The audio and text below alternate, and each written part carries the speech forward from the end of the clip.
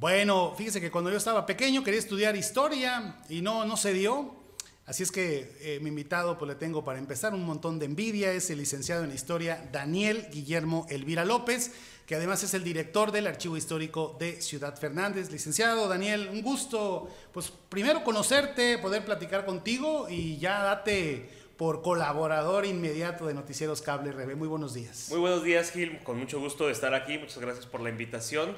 Contentos de estar colaborando un poquito de lo que conocemos de la historia de Ciudad Fernández. Sí. Oye, ¿y qué? ¿Cómo nace tu gusto, tu amor por la historia que lo llevaste pues a límites profesionales? Mira, es curioso. Yo cuando estaba estudiando secundaria era pésimo para muchas materias, muchísimas materias. Sin embargo, para la historia siempre he sido muy bueno. Se me dio la memoria, la retención de los procesos. Y cuando terminé la preparatoria dije, ¿qué voy a estudiar? ¿No? Sí. Lógicamente una ingeniería no iba a ser para mí. Claro. Entonces yo crecí en Mexicali, Baja California. Y la carrera que encontré era en historia en la ciudad de Querétaro. Y de ahí me fui para allá.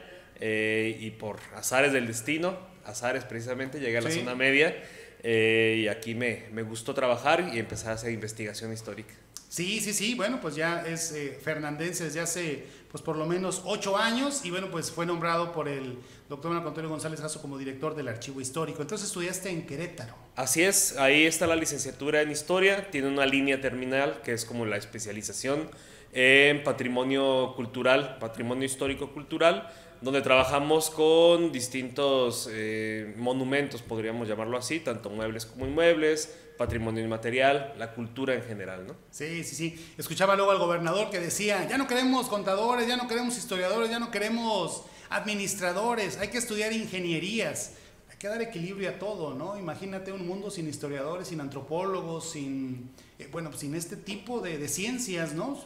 Claro. Imagínate no preservarlo en nuestro pasado, ¿no? Sería terrible. Pues imagínate, si perdemos las ciencias sociales, no entenderíamos a la sociedad. Si perdemos las humanidades, vamos a deshumanizarnos los individuos y eso no creo que vaya a darnos un buen resultado, ¿no? Así es. Entonces, las ciencias sociales, tanto las humanidades como las ciencias exactas, deben de vivir en equilibrio. Digo, por eso nos hemos ido especializando en cada área. Los ingenieros, claro que son buenísimos para poder ingeniar y crear todo a través de las ciencias exactas. Los científicos sociales vamos a tener un campo muy grande de teoría que vamos a llevar a la práctica a través de experimentación social. Sí, por supuesto, es el equilibrio tremendo. No queremos decir que los ingenieros sean como robots, pero bueno, pues la verdad es que son bastante técnicos, ¿no? Digo, tengo un ingeniero en casa, mi papá ingeniero agrónomo, entonces sabemos cómo es eso. Oye, y lo que son las cosas, ¿no? Te invitamos en un día histórico para México, ¿no? 5 de mayo, ¿qué? 1847, ¿verdad? Sí, así es. Sí, estoy bien. Sí. Sí me gustaba la historia. Pero ¿qué tanto luego son mitos finalmente este asunto de celebrar el 15 de septiembre, el 5 de mayo, ¿qué otra fecha emblemática? Pues no sé, el 13 de septiembre, nuestros niños héroes. ¿Hasta qué punto finalmente estos hechos históricos ocurrieron como tal? ¿Tuvieron la importancia? Me imagino que ustedes evalúan y estudian todo eso, ¿no? Fíjate, muchas veces se piensa que la historia solamente son nombres, fechas, lugares, ¿no? Nosotros los historiadores trabajamos de acuerdo a los procesos, entender el proceso, qué lo originó, cuáles son los antecedentes, cómo se desarrolla y cuál es la conclusión. Normalmente celebramos las fechas que son las de conclusión, ¿no? Por ejemplo, el 5 de mayo pues no es tanto la batalla de Puebla la que deberíamos de celebrar, sino fue ese triunfo contra el ejército más poderoso del mundo en ese entonces, en el siglo XIX, encabezado por Napoleón III, y México con un ejército más débil, con menos capacidad técnica, pero con mucha garra y corazón, logró defender la ciudad de Puebla, ¿no? Que después de esto se vino la intervención francesa, o sea, no sé. Como que no sirvió de nada, ¿no? Pues sirvió por lo menos para dar algún sentido de identidad. La historia está compuesta por ese sazón, ¿no? que tú comentas. El cómo lo vas a contar, qué vas a generar en la persona que está escuchando la historia y para qué la vas a utilizar. Digo, la historia es una herramienta poderosísima que te puede crear héroes o te puede crear villanos. Así es. Entonces de ahí viene la parte del historiador, ser completamente imparcial. Para mí no hay ni buenos ni malos, solamente hay personajes de su tiempo. No hay ganadores, no hay perdedores, solamente un resultado, ¿no? de distintos procesos históricos. Para mí es es llamativo el 5 de mayo porque ellos los estadounidenses lo celebran más que los mismos mexicanos. ¿No? Claro que van a celebrar la pérdida de Francia, Sí. el hecho de que Francia haya perdido contra México. Y que digo, muchísimos paisanos se encuentran allá, le han dado ese sentido también de pertenencia a la fecha. Y yo creo que eso es lo que se termina celebrando. Sí, sí. Qué bueno que me acordaste, lo comenté en el radio muy temprano, no lo había comentado aquí en televisión. Sí, un saludo a nuestros paisanos que festejan más hoy 5 de mayo que el 15 de septiembre, por ejemplo. Qué bueno que lo recordó nuestro invitado de hoy. Y bueno, pues es este sentido de identidad que no está mal, ¿verdad? No, claro. Está mal, pero sí coincido contigo, entender los procesos más que simplemente una fecha, ¿no? Exactamente. Si trabajáramos con todos los maestros que dan clases de historia, podríamos enseñarles, ¿no? Primero analiza el proceso, la parte divertida, y luego te vas a las fechas y los nombres. Sí. Yo creo que eso es lo que habría que modificar. Y es lo que te iba a preguntar, ¿cómo se está enseñando la historia ahorita en las escuelas? Fíjate que los programas de historia siguen siendo similares, ¿no? O sea, analizamos el Porfiriato. Sí. Y te ponen todavía que Porfirio Díaz fue dictador y que duró 30 años en el poder. No hablan tampoco de la sucesión presidencial, Ajá, de las elecciones o del desarrollo, ¿no? Y te lo digo porque doy también clases claro. de historia en preparatoria. Te siguen hablando de que Benito Juárez fue el humilde pastorcito. No Sí. te hablan de toda la capacitación o los estudios que tuvo universitarios Benito Juárez. Sí, No te hablan de Zapata o de Villa como las personas que nunca aspiraron a ser presidentes, ¿no? Te hablan solamente de una figura que participó en la revolución.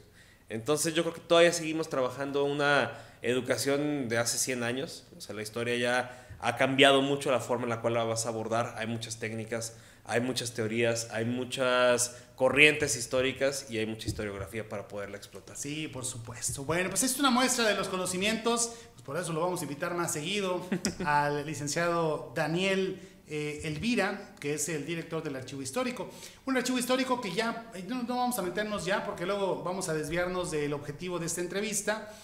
Un archivo histórico que está entonces bien cuidado, ya lo acaba de usted de ver bien, y me imagino que es un archivo histórico que tiene gran trascendencia por la historia de Ciudad Fernández, es muy amplia, a pesar de que es un municipio, no sé si pequeño, pero como está muy, así como alargado, su historia es muy rica, ¿no? En ese sentido, ¿no? Yo creo que la historia de Ciudad Fernández falta muchísimo que trabajar. Sí. Nuestras comunidades son riquísimas en historia, digo, tenemos comunidades que tuvieron un auge tremendo. El ejemplo está El Paraíso, ¿no? Que hasta hubo Así es, que nada que ver, ese auge del Paraíso, perdón que te interrumpa, Sí. nada que ver con el auge de Río Verde, o sea, eran pueblos totalmente distintos. Completamente diferentes. Independientes, ¿no? Así es, de hecho, como lo comentaba, El Paraíso, que tuvo una estación de Pemex que no fructificó, en el Saucillo las moliendas de caña, tenemos todo el plan de arriba, Totonilco, o sea, tenemos mucha historia que no se ha podido explotar todavía y que en eso estamos trabajando. Ahí el cronista municipal Luis Mendoza y su servidor buscamos temas. Actualmente estamos trabajando en un proyecto bastante ambicioso que es la historia del agua de Ciudad Fernández. No solamente trabajar a los organismos que cuidan el agua en nuestro municipio, como es Cepapar y Osapa, sino trabajar desde la importancia del agua para el desarrollo humano en la zona media y cómo en Ciudad Fernández se ha ido manteniendo. Es bastante ambicioso el trabajo, llevamos ya varios días ahí dándole a la investigación. Y más que días, yo creo que semanas y meses. A ver, y una sola muestra de la gran importancia y la gran relevancia y el interés que se tiene de la historia de Ciudad Fernández, pues es lo que ocurrió durante muchísimos años en el refugio Ciudad Fernández, en el llamado edificio del Balandrán. Bueno, nos pusieron una de las fotos menos representativas, pero bueno, vamos a comenzar con estas fotos que aparte, déjeme decirle, que Daniel nos ha entregado estas fotos muy preciadas que son pues totalmente nunca antes vistas. Pues no, de hecho algunas de ellas son parte de la colección que tenemos nosotros en el Archivo Histórico. Contamos con 3 fondos históricos. Sí. El primero es el de Ciudad Fernández, con todo lo relativo al municipio.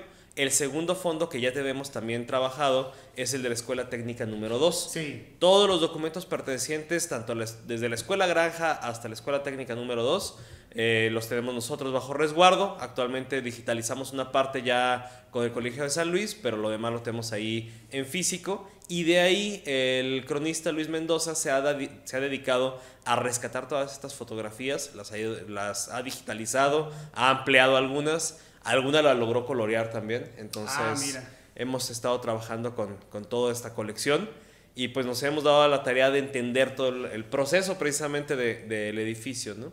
Del edificio. Pues platícanos un poco al respecto, licenciado. Perfecto, sí, mira, el edificio se ubicaba en el predio de San Balandrán, de ahí el nombre. San Balandrán, ahí estuvimos hurgando un poquito, es un santo irlandés. Aparecía en una leyenda en la cual se supone que aparecía una isla que flotaba y se volvía a hundir, ¿no? Entonces esta es la isla de San Balandrán. El predio desconocemos por qué le hayan puesto el nombre de ese santo, no es muy conocido. Sí, ¿no? Pero era el predio de San Cosme y San Balandrán. Cuando se compra se vende estos dos predios, es precisamente para iniciar las construcciones de esta escuela, de esta estación agrícola experimental. Ahí, gracias al señor Franco Verástegui, que fue un agrimensor de la época, él se dio a la tarea de poder facilitar la construcción de este edificio. El edificio ya también se ha rodeado, ¿no?, de muchas leyendas. Una que era una construcción que se hizo para el yerno de Porfirio Díaz, otra que fue una casa. Pues no, nosotros tenemos ahí los datos de que fue exprofesamente creado para albergar la estación agrícola experimental. Esto fue una instrucción del Ministerio de Agricultura del gobierno de Porfirio Díaz, de los últimos años de Porfirio Díaz. Y junto con este edificio se construye otro en Oaxaca y otro en Tabasco. La fotografía no te la traje, la del edificio de Tabasco, pero haz de cuenta que estás viendo el mismo edificio, idéntico, es completamente idéntico. El de Oaxaca no he encontrado ninguna fotografía. Ahí he pedido apoyo a amigos historiadores que se encuentran en Oaxaca a ver si me consiguen. ¿Existen? No hay ninguna. Pero ¿existen los edificios actualmente? Ya no. Ya el único que queda es el nuestro. El de Tabasco, después de haber sido escuela técnica o escuela granja, fue albergado para tener un hospital, después un manicomio. Ajá. Y después se derrumbó. En los años 60 del siglo pasado lo derrumbaron. Que déjame un paréntesis, que también el resultado o el fin de este edificio iba a ser el mismo, ¿eh? Pues ahí sí que hay también, te digo, muchas ideas al respecto. Porque estuvo abandonado por mucho tiempo. Sí, de hecho, el abandono duró casi 30 años. Sí. Entonces, cuando se retoma, gracias a la Autónoma de San Luis Potosí, los trabajos de restauración pues no fueron poca cosa. Sí, se invirtió bastante tiempo, dinero, y digo, no está ahorita todavía el 100% rehabilitado. Todavía hay algunos espacios que se pueden mejorar. Bueno, la escuela inicia su construcción en 1906. Ahí tiene un desarrollo de 3 años en poder llevar a cabo toda la construcción. Y el objetivo era una estación experimental agrícola. Esto se trataba de llevar a cabo experimentos que pudieran mejorar la cuestión agrícola de la zona. Originalmente tenía una superficie de 150 hectáreas, es muchísimo espacio. Y después de 1909 empieza ya el proceso revolucionario, llega también aquí a la zona media y se abandona la escuela, ¿no? Ya no se pudo seguir trabajando de esa forma. Pero para 1927 se retoma el edificio y se lleva a cabo la apertura de la escuela granja. Sí. Esta escuela granja es la que ya nos da a nosotros todos los documentos con los que hemos estado trabajando.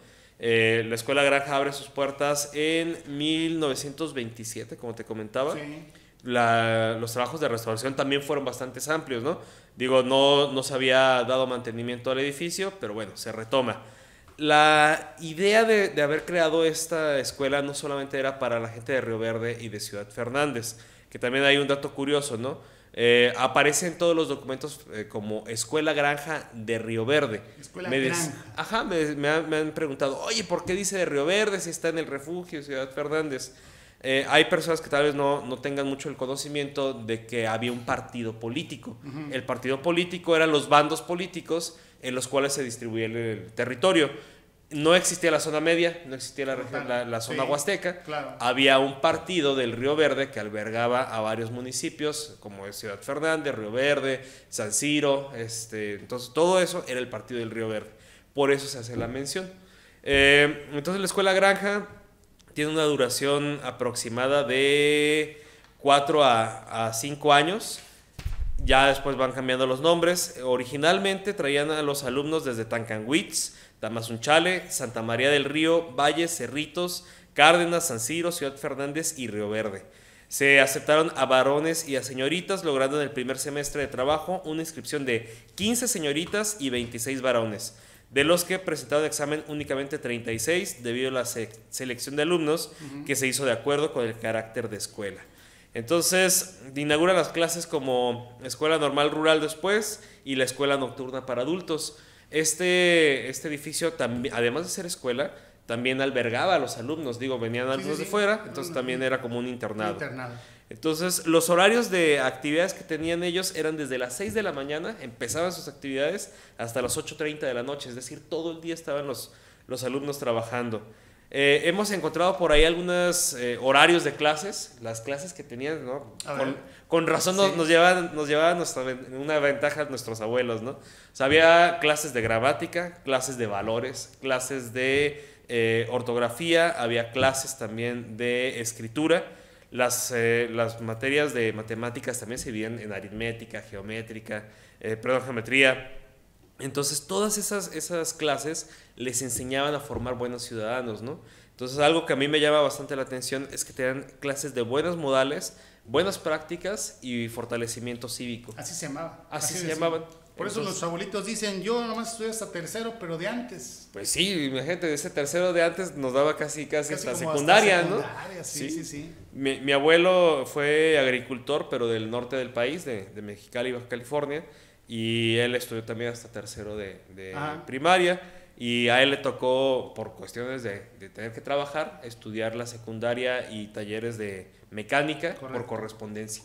Sí, entonces aquí la ventaja era esta. Teníamos una escuela muy grande que podía albergar una gran cantidad de alumnos con maestros especializados. Muchos de ellos venían desde la Escuela Nacional de Agricultura de Chapingo, venían para acá para poder capacitar a nuestros alumnos, ¿no? Oye, ¿pagados por el gobierno federal? Sí, de hecho la escuela pertenecía al gobierno federal. Después empezaron a trabajar ellos. La idea de estas escuelas, escuelas granjas, era que fueran autosuficientes. Por eso tenían tantos terrenos de sembradío. Hay algunos documentos que tenemos ahorita que hemos estado trabajando con el Colegio de San Luis, donde vemos los ingresos que generaban. Sembraban cacahuate y les dejaba una buena ganancia. Se les enseñaba a los alumnos también a trabajar apicultura, entonces toda la miel de abeja también se vendía.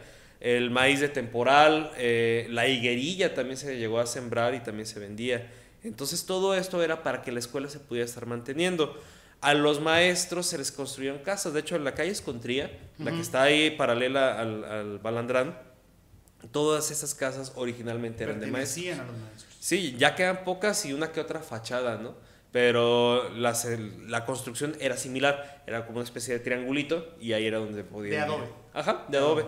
Hay muy pocas, sí, ya. Hay muy pocas y eran las casas habitaciones de los maestros. Correcto. ¿Sí? Entonces, ahí lo que me gusta de las fotografías es que puedas apreciar cómo estaba y cómo está ahora, ¿no? Entonces... Sí, es que es maravilloso, o sea, es un regalo que nos das en este viernes. Es esto que estás relatando, pues lo estamos viendo a través de las fotografías. Claro, y de hecho tenemos todas estas fotografías registradas como una colección fotográfica. Son alrededor de 176 fotografías, ya todas están identificadas y las hemos ofrecido también como una colección itinerante ahí a la Secretaría de Cultura. Entonces estamos a esperas y a expectativas de que ya podamos hacer el primer envío y a ver a qué estado los podemos mandar o a qué ciudad. Pero pues bueno, todas estas fotografías las contamos en el Archivo Histórico de Ciudad Fernández. El que guste conocerlas o tenerlas puede acercarse con nosotros. Sí, ahí estamos en la calle Leona Vicario, a un lado de la Unidad Básica de Rehabilitación del DIF y del Auditorio Leopoldino Ortiz. Más que con el crédito, no vayan ahí a... Sí, ya los conocemos. Sí, luego me toca que me encuentro algunas fotografías en Facebook. Esas son mías, sí. Y digo, esas son del archivo. No mías, pero son del archivo, ¿verdad? Sí, de hecho la propiedad intelectual de los documentos y de las fotografías le pertenece al Archivo Histórico, sí, pero pues no al director, al Archivo Histórico. Sí, pero en muchas ocasiones pues son los personajes, el humano es el que le da el sabor y el interés a eso, precisamente. Sí, y pues a quien guste conocer más de tanto del edificio de Balandrán como de historia en general de Ciudad Fernández, ahí hay que estamos. Acercarse ahí. Ahí está. ¿Qué es esto? Fíjate, esta es la cronología de las instituciones que se han establecido en el edificio. Correcto. Entonces ahí viene primero como estación agrícola experimental, de 1906 hasta el 21. Del 22 al 23 fue la Escuela Granja de Río Verde. Qué poquito duró. Sí, luego ya en 1927 se convierte en la Escuela Normal Rural. Luego en 1936 se convierte en la Escuela Regional Campesina. En 1940 en la Escuela Regional Campesina de Río Verde. Hay que recalcar ahí, del 40 al 58, bueno, del 44 al 58, Ciudad Fernández deja de existir como municipio, se convierte en delegación, entonces ahí sí ya aparece tal cual de Río Verde, San Luis Potosí. Ya en el 58 se retoma el municipio. Ya para 1948 al 56 se le denomina Escuela Práctica de Agricultura Ingeniero Luis Marín. Para 1959 el nombre cambia a la Escuela de Enseñanza Agropecuaria Fundamental, y luego de la Escuela Agropecuaria Fundamental cambia al Centro de Capacitación para el Trabajo Agrícola. Eso dura nada más un año. Un suspiro, sí. Sí. Ya para 1965 en la Brigada de Promoción Agropecuaria número 23, y eso también duró un suspiro.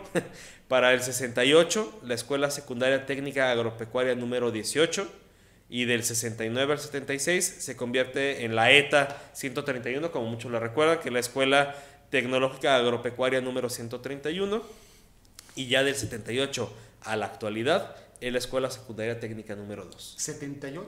De 1978 a la fecha.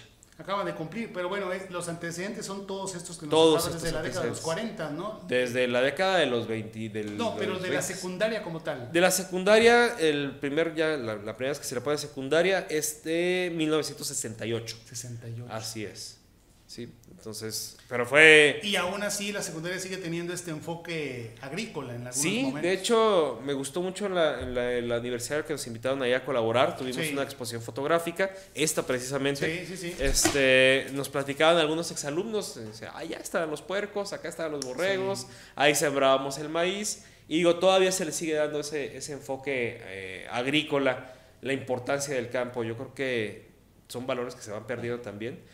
Ahí nos hemos encontrado con jóvenes que ya no les interesa el campo para nada, que tristemente lo han visto también como una falta de oportunidades, pero este tipo de escuelas nos ayudan todavía a fortalecer ese arraigo, ¿no?, agrícola que tenemos en México. Oye, ¿entonces consideras que le falta todavía más rescate al Balandrán como tal, a los edificios? Al edificio no es tanto que le falte el rescate, es que te falta terminar la restauración, sobre todo de la planta alta. Ahí hay algunos espacios que todavía se van a trabajar, y lo que le hace, desde mi punto de vista, falta es el recuerdo, ¿no? Traer esa importancia histórica que tiene el edificio, ocuparlo, darle vida al inmueble, y pues para eso nos hemos estado podido trabajar bastante ahí en Ciudad Fernández, para darle vida, traer algunas actividades, y pues esperemos en algún futuro poder dejar algún museo de sitio ahí en el edificio. A mí lo único que no me gustó, no sé si coincidas conmigo, es que quedó muy...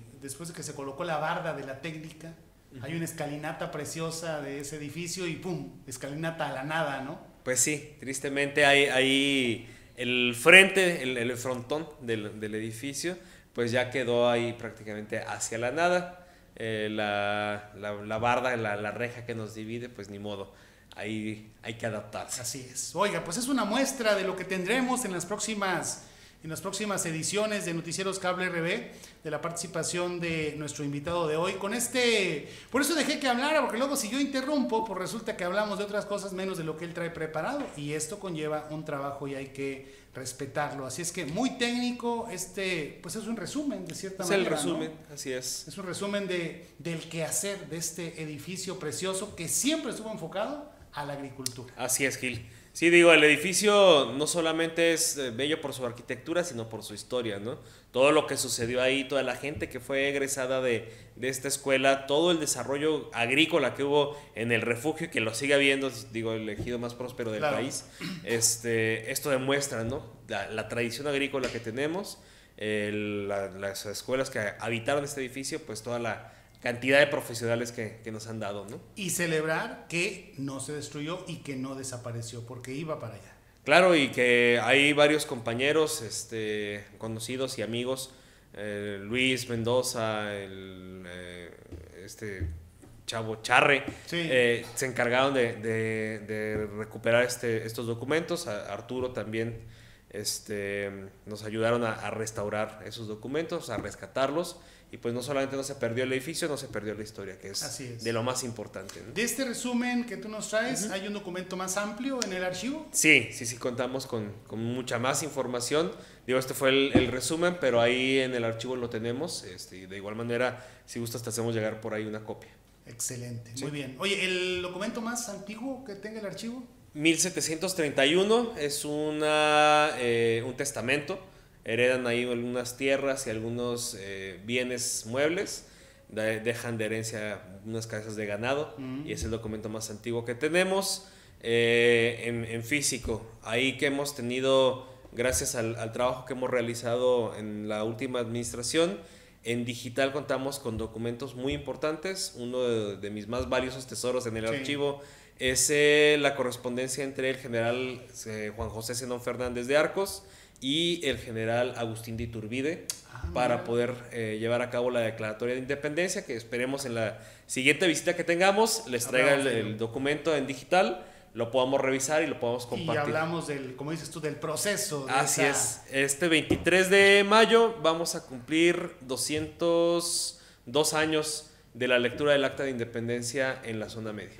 Y pues será una fecha, pues digamos, emblemática, pero justificante para la visita. Así es que ya apártanos esa fecha, el 23. Claro que sí. Espero que sea entre semana, a ver, déjalo reviso.